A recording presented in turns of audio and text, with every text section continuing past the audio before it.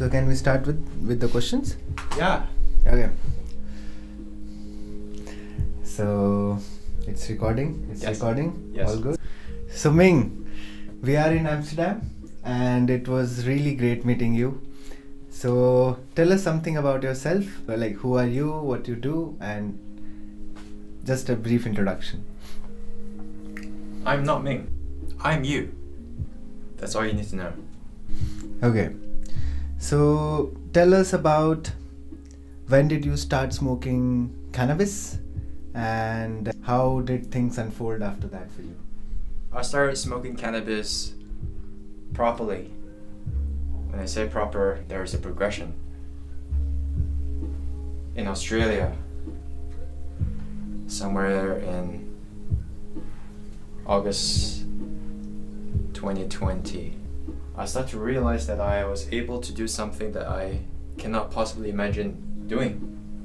Like remembering my childhood memories so vividly, so vivid, so detailed. I was amazed. And ever since then, I got really curious about reinventing that. And I figured out how. I learned to let go more. The more I let go, the more I realize how beautiful life is. And around March the 6th or the 7th, I was watching a YouTube video of a Buddhist scholar talking about Buddhism. It was a 2 hours long video. I watched it when I was high.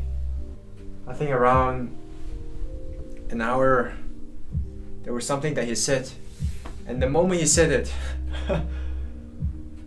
I immediately felt something. First off, it felt like that feeling when you hold your breath for a long time. You hold your breath and you start to feel the tension in your... And then you just let it go. You breathe out.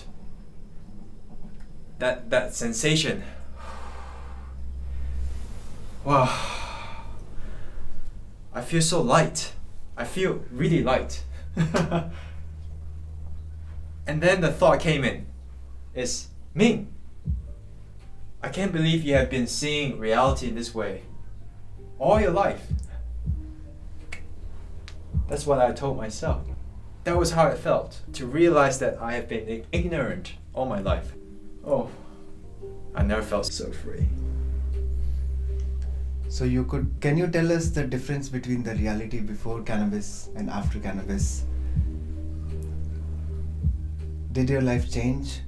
Asking the question if my life changed is irrelevant, because you do not know what is the life that is changing. So that's a before and after. There's no word to describe it. There's no word to describe it. What is the difference? Can't describe it.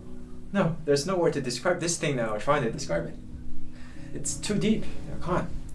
Earlier you mentioned that you started feeling your body more, and maybe it happened because there was an internal calling to understand your body more. So what exactly you learned more about your body and other functions related to the body? I allow the body just wants to move. Just like the water flows from the mountain to the ground. The cells in the body are dancing. They're all dancing. And collectively, we are seeing the performance of the cells. You are the body. You are the body. What you're seeing is a performance by Shiva. Shiva. Shiva is performing and looking at the same time. This is crazy. So you started dancing? You started moving your body, you started dancing? Yes. After the smoking joint? Yes. Because there's no more restraint. There's no more struggle, because that struggle has been let go. So the cells in the body likes to dance, and I'm the manifestation of the cells. When I say I mean you, all of us. Because That's what it means when I say I. It's the universe talking to itself. It's crazy. Fucking crazy. And while understanding this reality, say for example in India, there is another entity called government which exists, and they make the rules Yeah. regarding cannabis. And if we are not allowed to, even though India is liberal and religious Yes. towards cannabis, but still government has not allowed it. Yeah. So is there any message you would like to add in that direction for the government? The government is insecure. An insecure government. Some people are just afraid that when you give cannabis to people, they'll lose power, they'll lose control. So what if government also starts smoking cannabis? Will people smoking cannabis, government smoking cannabis, how do you think it will affect a nation? Even though nation is a very mundane or a very worldly concept, but still it runs through a lot of things and it functions. There will be no government. There will be no government because there's no need to. Just like the birds that flies together in the sky, they all are one mind together. One is not boss over the other. So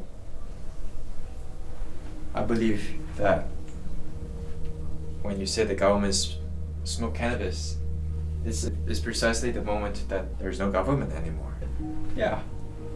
Okay, let's compare two governments. One government which doesn't smoke cannabis in a different country, and one government which smokes cannabis in a different country. Yes. Now when the government which smokes cannabis, they let go of the concept of government. Yes. But at the same time, there is another government which is not on cannabis. Yes. And its intentions are still insecure and Yes. still the same. Yes. So the power struggle will happen. Yes. So how will the cannabis government deal in that situation with the other governments? They will show compassion. Yeah, show compassion. Like when one person tries to discredit you, you respond with a compliment. When you do that, you're showing compassion. And then the person who receives it in the end will feel that. And there's like a seed inside planted. A beautiful one. And with time, they too will become like the other. Yeah, so it will be contagious and it will spread. Now, another turn from smoking cannabis to something like, say, there is a cancer patient who cannot afford the medicine. Say they don't have the money to afford the cancer medicine. Yeah. And cannabis, the indica version of it, Yeah. can be a medicine for a user and non-user both. So even that is not allowed from many fronts, and which is very important because these people actually need cannabis for treatment. Yes. So in that scenario, what do you have an opinion about how medically cannabis affects you, like when it comes to healing? Yes. Because you allow the body to do what it's supposed to do. When it needs oxygen, you don't constrain it. You let it be to receive the oxygen that it needs. And when your body is allowed to do what it do best, which is to survive, you will heal. You will heal. For that very reason. For that very reason. Yes. Tremendous potential. That's my answer. I think we have sufficient questions and we can. Do you also want to ask something else? No, we'll do one more interview with you after your visit to India. After you have experienced India. Yeah, we'll have another interview when I'm in Yeah. India. Yes, of course. I'm coming. Yes, yes. I will come to you. So before you come to India, say you already have a point of view about India Yeah. and the kind of things you want to do there. So what is your plan to do in India when you come there? There's no plan. Whatever the river brings me. Yeah. There's no plan. You let go completely. You don't know what's ahead of you. Because when you know you have a plan ahead, you start to get anxious. So no plan. Let go completely. Flow with the river. So on that note, when you come to India, we would like to know more, like how was your experience, and then we meet again so that we can add on to this conversation what is going on today, which is, what is the date today? 6th of December. 7th of December 2021. So this conversation is happening on this day, and then when we do it on the next day, we will see how the experience is going on.